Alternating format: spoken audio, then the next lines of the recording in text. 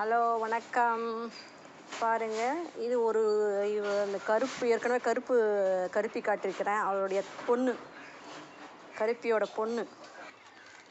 இவ தான் கருப்பி, அந்த கருப்பு குட்டியோட அம்மா. இவன் டானு.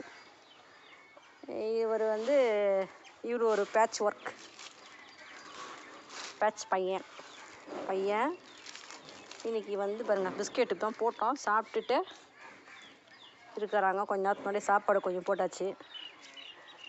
சென்னைக்கு கிளம்புறோம், 2 நாள் இருந்தோம். கருப்பி பொண்ணு, கருப்பி